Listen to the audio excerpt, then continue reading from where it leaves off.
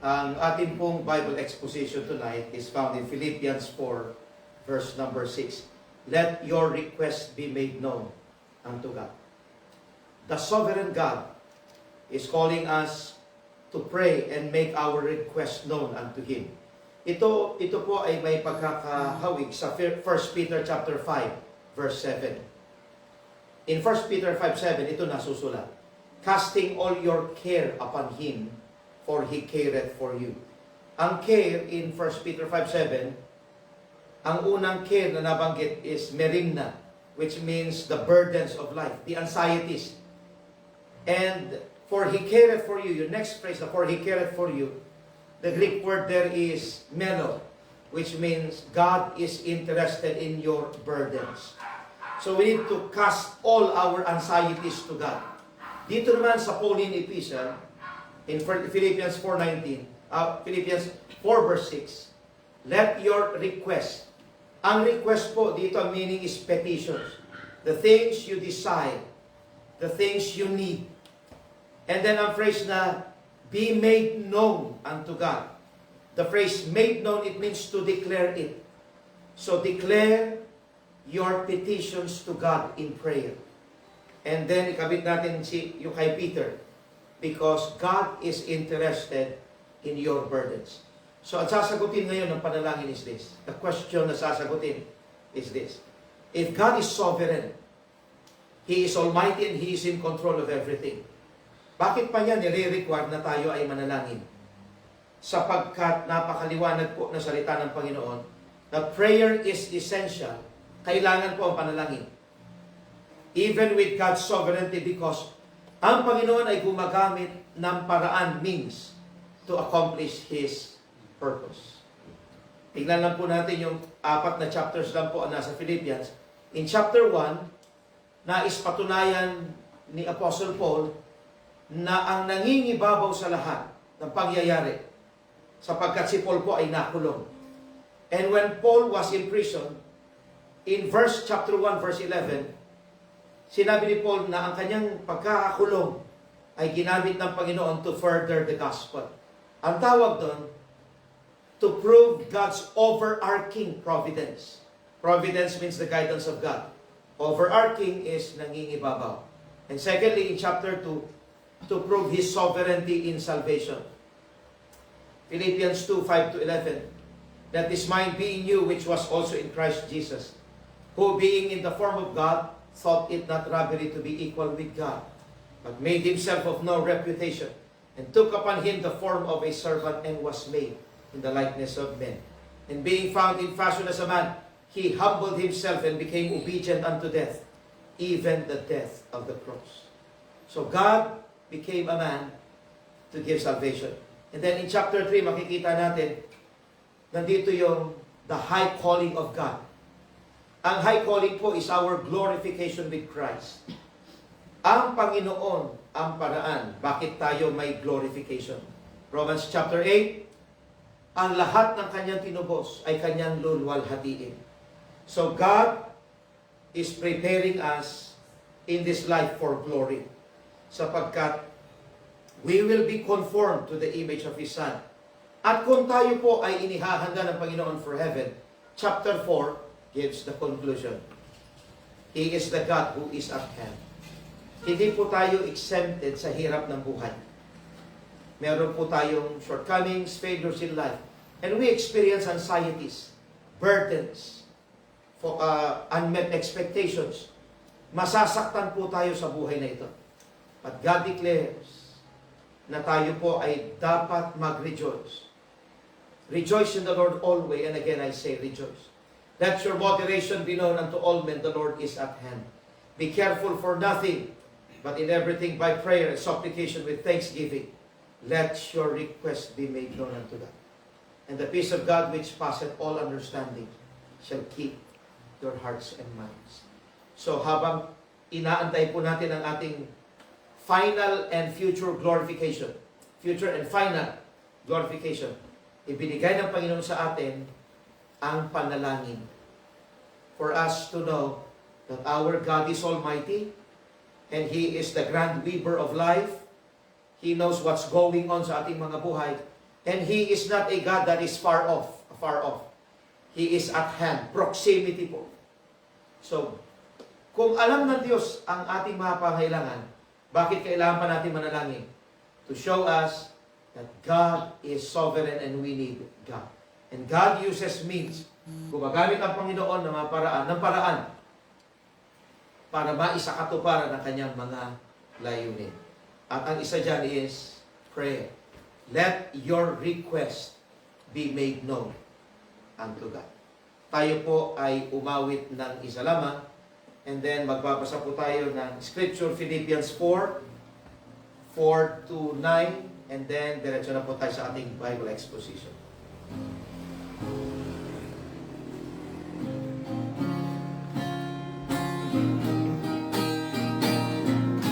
All together now.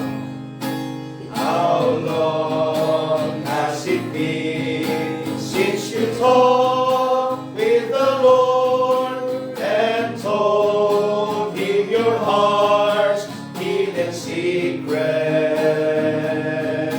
How long since you prayed?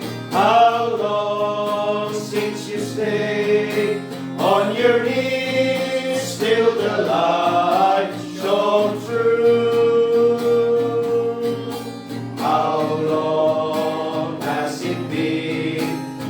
Your mind fell at ease.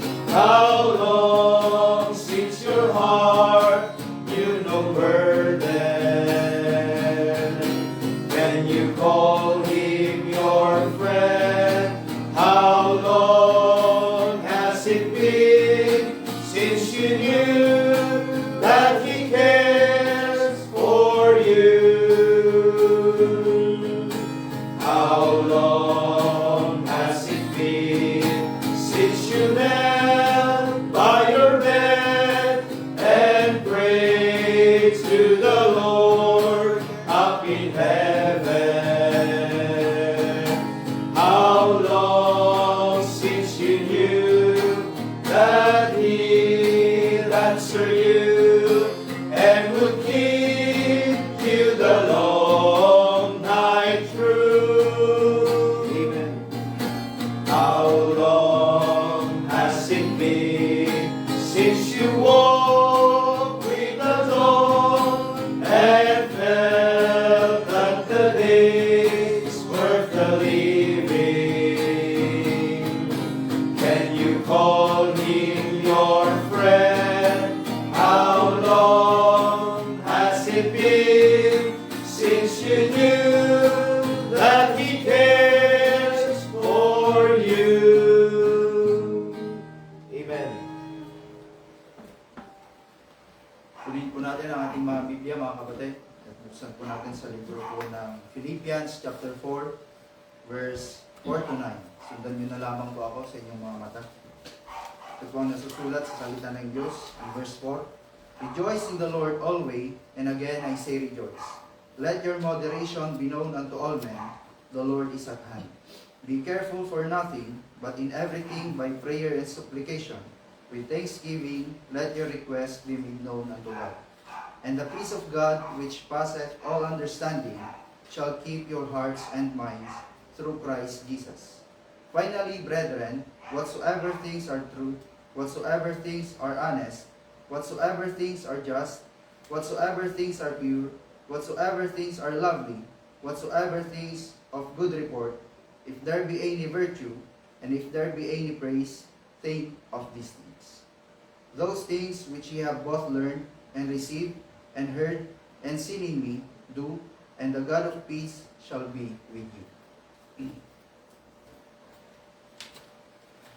Let's proceed immediately sa ating pong Bible exposition. Sa mga bago po sa aming nag-iisang platform, this is not preaching, but this is teaching po.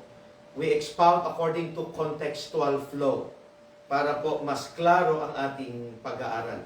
Kung kayo po'y kasama naming nakatayo, maaari na po tayong maupo. Verse number 6. Be careful for nothing, but in everything by prayer and supplication with thanksgiving, let your requests be made known unto God. hindi kalooban ng Panginoon na ang kanyang mga tinubos, ang kanyang mga anak, ay tinatalo ng anxieties. Ang anxiety po ay kaiba sa worry. Ang anxiety is deeper than worries. Mas mabigat po ang anxiety. So it is not God's will for His people na tayo ay tinatalo ng matinding pag-aalala, sapagkat we are given the privilege na lumapit sa ating Panginoon and to make our request known. And He promises to keep our hearts and minds. At ang kanyang gagamitin is His surpassing peace. The peace that passeth all understanding shall keep your hearts and minds. So ang panawagan po sa lahat ng nakay Kristo, let your request or petition be made known. Declare it unto God, because the Lord is at hand. Hindi siya malayo. He is, the phrase at hand refers to proximity. Hindi po distant ang Panginoon sa atin. We may not feel Him, we may not see Him, pero ang kanyang pangako, He is at hand. And we need to rejoice. Alam ng Panginoon na tayo po ay mababurden ng mga anxieties of life because we are prone to sin, to failures, at sa mga tribulations sa mundong ito. So habang tayo po ay nag-aantay ng glorification, God gave us the means to approach Him, and that is prayer. Let your requests be made known unto God. So, bakit kung alam ng Panginoon ang lahat ng ating pangangailangan, Matthew 6:32, for your heavenly Father knoweth what things ye have need of, Romans chapter 6, sa mga unang verses, what things ye have need of before ye ask Him. In Matthew 6:32, for your heavenly Father knoweth that ye have need of all these things. Kung batid ng Ama ang ating mga pangangailangan, and He is sovereign, He is in perfect control of everything. Bakit kailangan natin manalangin? Because God uses means to accomplish His purpose. In chapter 1, pinakita ng Panginoon that He is above all the circumstances of life. Kahit nakakulong si Paul, ang salita ng Diyos hindi nakakulong. In chapter 2, pinakita niya that God became a man in the person of Jesus Christ to offer His life as the perfect sacrifice. At sa Kanya luluhod ang lahat ng tuhod, whether in things in heaven, things on earth, things under the earth. And that every tongue should confess that Jesus Christ is Lord, to the glory of God the Father.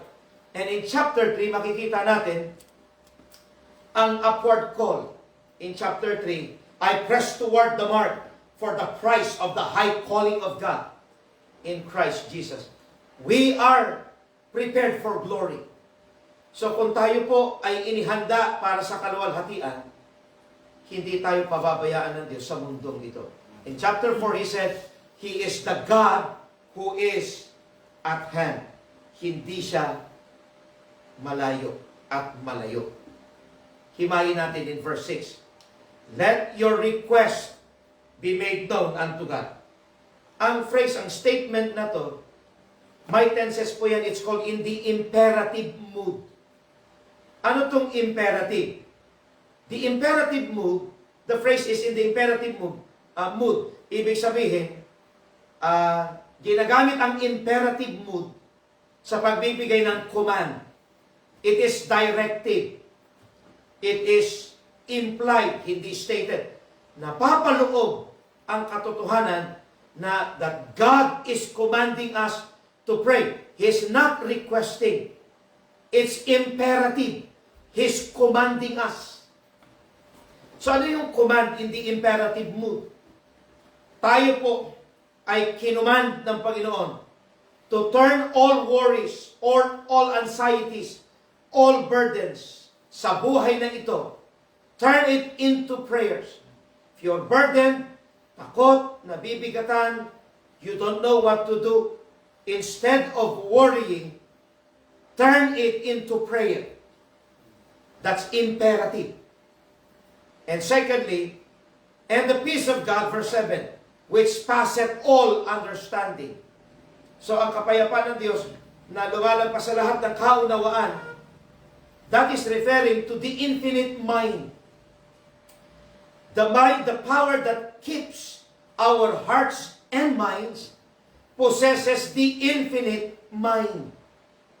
Walang sukat po ang maaaring ipagkaloob ng Diyos na kapayapaan because His love, His grace, His mercy, His mind, His knowledge, His wisdom, His care, His love is infinite. Walang sukat. He is sovereign over all circumstances sa buhay na ito. Philippians 1 verse 12. But I would that you should understand, brethren, that the things which happen unto me have fallen out rather unto the furtherance of the gospel. Ginamit ng Panginoon ang pagkakakulong ni Paul to show that God is the grand weaver of life. So hindi man natin nauunawan what's going on, God is making all things work together for good. In chapter 1, makikita natin ang prayer of Apostle Paul, that he is God Almighty in the flesh.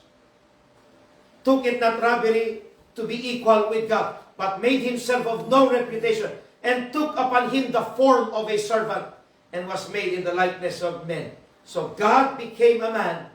He is fully God and fully man. At dahil siya tao, he is the author of the high calling. Siya na ngayon ang mediator, tagapamagitan. He is the perfect sacrifice, the perfect substitute, the Savior of all those who will put their trust in Him. Siya ang may akda na mataas na pagkatawag natin kay Kristo. And we press toward the mark for the prize of the high calling of God. And siya ang tagapag-ingat, the keeper. The God of peace shall be with you. He is the strength. I can do all things through Christ, which strengtheneth me. He is the sustainer. But my God shall supply all your need according to His riches in glory. And He is the sanctifier. He made us saints. Ginawa tayong banal. He sanctified us. Mga minamahal, tinatawag tayo to pray. The sovereign God who possesses the infinite knowledge, infinite wisdom. He's got the infinite mind. He knows exactly where you are, exactly what you feel, exactly what we are going through in life. Tinatawag tayo, cast your burdens on Him. And then third, Philippians 4:7. And the peace of God, which passeth all understanding, shall keep your hearts and minds. In the Greek, ang salitang keep po is translated as, the keep is a military word. It is an idiom or term used in the military. Ang tawag po sa keep is a military term which means to guard. He will guard the heart and the mind. So why heart? Keep thy heart with all diligence, for out of it are the issues of life. This is the seat of emotions, the center of everything. How about the mind? The battle begins in the mind. That's why sinabi ni Peter that the mind ay dapat mabigkisan ng katotohanan. Gird up the loins of your mind. And in 2 Corinthians 4, kung ikaw ay wala kay Kristo, Satan hath blinded your mind. Ngayon ikaw ay na kay Kristo na, to open their eyes, Acts 26:18, and to turn them from darkness to light, and from the power of Satan unto God, that they may receive forgiveness of sins. God opened our eyes. He removed the blindness. 1 John 5:20. And we know that the Son of God is come and hath given us an understanding, that we may know Him that is true. And we are in Him that is true, even in His Son Jesus Christ. This is the true God and eternal life. So ang mga tunay na kay Kristo, ang ating mga isipan na binuksan na ng Panginoon. So, the battle begins in the mind. Satan cannot read our minds, sapagkat we are indwelt by the Holy Spirit. Pero nag-i-infuse siya ng mga mind or ideas alien sa salita ng Panginoon. That's why we need to guard our minds with His Word and with prayer. Sapagkat traitor po ang puso ng tao. The word keep is a military term. And it means that the mind would be guarded, preserved sa pagpasok intrusion ng kahit anong mga pag-aalala, pagkabalisa o takot at mga alarma. So whenever you start feeling fear or pain or trouble at nagkakaroon ka na ng anxiety, instead of worrying, give them to God in prayer. Cast them all. It's a military term. Let God guard it. Guard your mind. And in Philippians chapter 1 verse 4, makikita natin na sinabi ni Paul, always in every prayer of mine for you all, making request with joy. Meron siyang incomparable means. Para ang hindi mo kailanman maikukumpara kahit sa kanino man o ano man. Prayer is the highest form of worship. Ang panalangin po ay ipinagkaloob ng Ama sa atin na tinubos ni Kristo. Kaya kung tayo ay nakakalapit sa trono ng biyaya, and God Almighty is calling us to pray and come and to cast our burdens to Him, huwag sayangin ang pagkakataon. Kahit anong bigat, anong pasakit pa yan, kahit ano pong takot yan, turn it into prayers. Cast it to God. Let your request be made known unto God. So, ano yung incomparable means? Ang panalangin ngayon ay pagkakataon para tayo ay mamagitan sa iba. Philippians 1:9, and this I pray, that your love may abound yet more and more in knowledge and in all judgment, that ye may approve things that are excellent, that ye may be sincere and without offense till the day of Christ. Saan ka nakakita na ang plano ng Panginoon, yung salvation, yung gift of salvation, the gift of grace, the gift of faith, led us to salvation. Ginagamit ng Panginoon ang panalangin natin para sa ating spiritual na paglago. So, God can use my prayer for you, sa mga kapatid sa pananampalataya, to fulfill His purpose in their lives. And then, so we make requests, and then we find peace. As we give Him all our petitions or requests, He guards and He gives peace.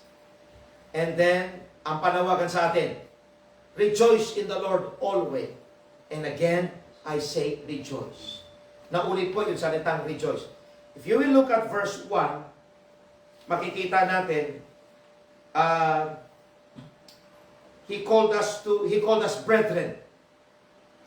And in verse number 2, makikita natin that they be of the same mind in the Lord. So we possess the mind of Christ.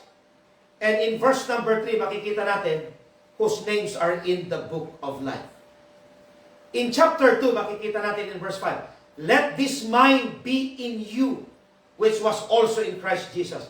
If you are saved, by the grace of the Holy Spirit, He gives the mind of Christ sa atin. This is the mind of Christ. We know the mind of God revealed in His Word. And what's revealed in God's Word is this.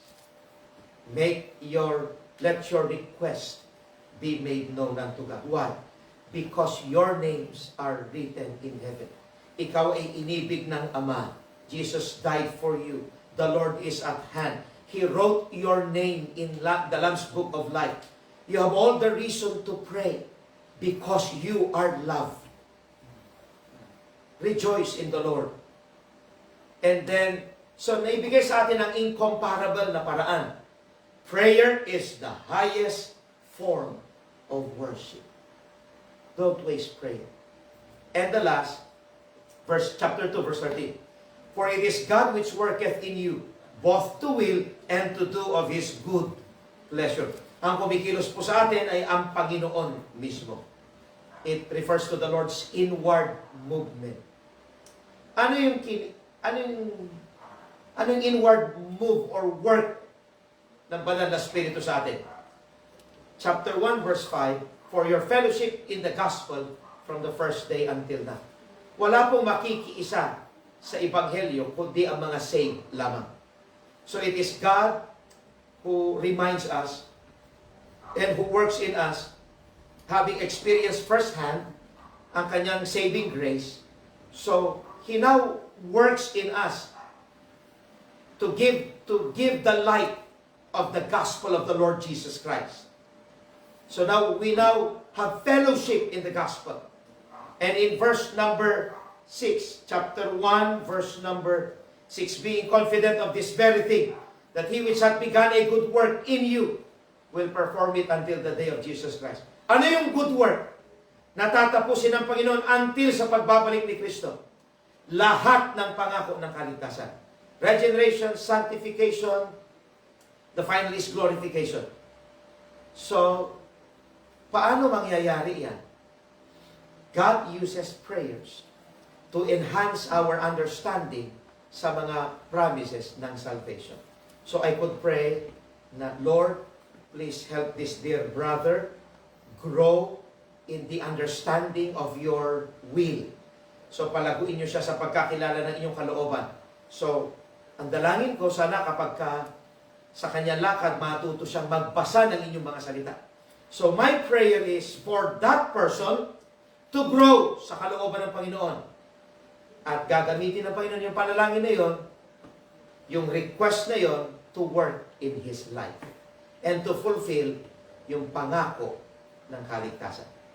So prayer ay ginagamit ng Panginoon para maisakatuparan ng kanyang mga pangako.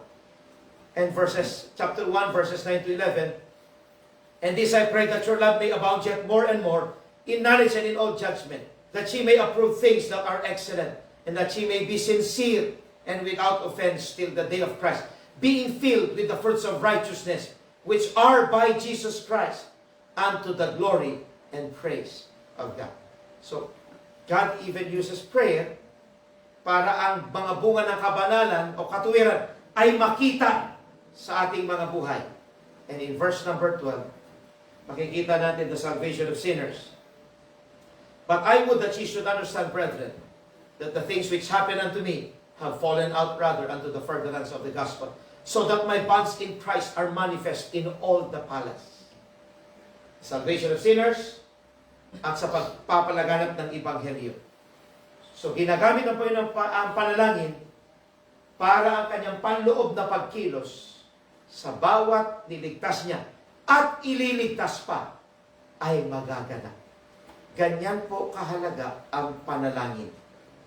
And in verse 27, chapter 1, verse 27, only let your conversation be as it becometh the gospel of Christ, so that whether I come and see you, or else be absent, I may hear of your affairs, that ye stand fast in one spirit, with one mind, striving together for the faith of the gospel. Ang buhay niyo sana ay kakitaan ng Ebanghelyo ni Kristo. That's the Lord's inward work.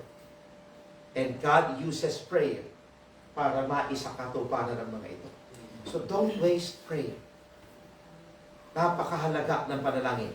So sa ating pagtatapos, if God is sovereign, bakit kailangan pa nating manalangin? Sapagkat God uses divine means to accomplish His purposes. And prayer is one of them. The imperative mood, turn anxieties into prayers. It's imperative. It's directive. It's a command. The infinite mind, God alone is sovereign. So lumalapit tayo sa Diyos na alam niya ang lahat. And then, the word keep shall keep your hearts and minds. It's an idiom used in the military. It means God will be our keeper. And gumagamit ang Panginoon ng hindi maikukumparang paraan. Hindi maisasantabi ang katotohanan na ang panalangin is a means of grace na napakataas na privilege for us na lumapit sa trono ng biyaya ng poong may kapal of God Almighty. And the Lord's inward movement, He is the author of salvation. And so let's make a recap using an illustration. So in the peace of God, rejoice in the Lord always. And again I say rejoice. Let your moderation be known unto all men. The Lord is at hand. Be careful for nothing, but in everything by prayer and supplication with thanksgiving. Let your requests be made known unto God. And the peace of God, which passeth all understanding, shall keep your hearts and minds. Bakit kailangan natin manalangin with thanksgiving? And to make our requests known unto God. First, because our names are written in heaven. Isipin mo yan. We have the assurance of heaven because of Christ, whose names are in the book of life. Second, the Lord is at hand. Hindi po malayo at malayo ang Diyos sa atin. He knows our burdens, even the groanings of the heart. If you can see His hand, if you can trace His plan, you can see His hand, we can always trust His heart. The Lord is at hand. At tinawag tayo, let your moderation be known unto all men. The Lord is at hand. Be careful for nothing, but in everything by prayer and supplication with thanksgiving, let your requests be made known unto God. Tinatawag tayo lumapit sa Kanya. We are called not to worry. We are called to make requests. And we are called na maging mapagpasalamat. Sapagkat God hates murmuring and complaining. Hindi man natin nauunawaan what's going on. But remember this. Our God is good. And He is sovereign. And the God of peace shall be with you. And the peace of God, which passeth all understanding, shall keep your hearts and minds. Hindi natin maunawaan paano tayo nakatawid. Paano tayo nakalagpas sa ganong uri ng problema. Because God is our hiding place. And God will keep our hearts and minds with His peace. Kaya po tayo tinawag to rejoice. Huwag nating hayaan na tayo patayin ng ating mga masidhing pag-aalala. Sapagkat kung inihanda tayo para sa langit, if God became a man para abutin ang mga makasalanan katulad natin, hindi ba dapat tayo ay nagre-rejoice knowing that we belong to Christ and we are loved by God? The greatest statement, Jesus loves me, this I know, for the Bible tells me so. Romans chapter 8. Malaman lang natin na tayo ay mahal ng Diyos. May awit po gano'n. Just to know you love me, Lord, I am blessed. That's enough for me. Malaman ko lang mahal mo ako. Sapat na. We are called not to worry. Kalooban ng Panginoon for His children to be thankful. That is in 1 Thessalonians 5:18. That is also in the book of Philippians because He is our God. Sapagkat Siya ang ating Diyos. God uses means para maisakatuparan ang Kanyang purposes. His overarching providence overarches everything sa ating buhay. Siya ay nagkatawan tao para lang maipaabot sa atin ang kaligtasan for His glory. At ang lahat ng Kanyang iniligtas ay tinawag Niya sa upward call. I press toward the mark for the prize of the high calling of God. And He said, rejoice because I am at hand. And He's calling us to pray, to turn every burden, anxieties, and worries to pray. Ang tawag dyan, imperative mood. Imperative, command, direct. Bawat takot, pagkakataon para sa panalangin. Because ang nilalapitan po natin possesses the infinite mind. And it is a medium in military that God will guard our hearts and minds. Kaya kapag tayo nag-aalala na babalisa, ipanalangin natin. Tuwing na nararamdaman natin ang takot, give them all to God in prayer. And God gave the incomparable means, prayer. And it is time for us, we are called to rejoice in Him. Kaya pati ang pagkilos ng kaligtasan, ang bunga ng kaligtasan, ginagamit ng Panginoon ang panalangin. Why? Should we pray with thanksgiving and give Him all our requests? Our names are written in heaven. The Lord is at hand. We are called to approach Him. We are called not to worry. We are called to make requests and to be thankful. We are promised the peace of God. And God will keep our hearts and minds. Kaya po tayo tinawag to rejoice in Him because He is our God.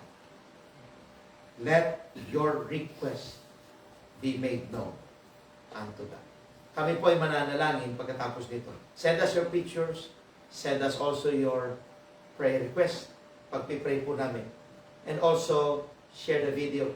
Baka may mga kapatid sa pananampalataya na maaaring mapalakas ng salita ng Panginoon. Remember this. Philippians 4:6. Let your requests be made known unto God. It is not God's will for His people na tayo ay pinapatay ng sobrang pag-aalala. Give them to God in prayer. Awitin po ulit natin, mga minamahal. Let's all together sing. Tumayo po tayo. Sing with us, please. Awitin po natin yung awit natin kanina. Inawit natin kanina. Unawain natin yung mensahe niya. And let's sing it with understanding. Share the video. Who knows kung sino maabot dito for God's glory. Sige, preacher naman.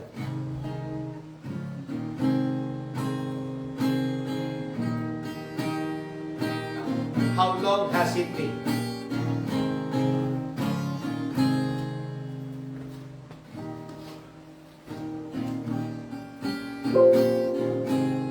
All together now. How long has it been since you talked with the Lord and told Him your heart's hidden secrets? How long since you prayed? How long since you stayed on your knees till the light shone through? How long has it been since your mind felt at ease? How long since your heart you know burden? Amen. Can you call Him your friend? How long has it been since you knew that He cares for you? How long has it been since you knelt by your bed and prayed to the Lord up in heaven? How long since you knew that He'd answer you and would keep you the long night through? Amen. How long has it been since you woke with the dawn and felt that the day's worth the living? Then you called Him your friend. How long has it been since you knew that He cares for you? Let your request be made known unto God. And the peace of God, which passeth all understanding, shall keep your hearts and minds. God bless you, mga minamahal. May the good Lord find you faithful in your prayer life. And ganun din po sa amin. God bless you.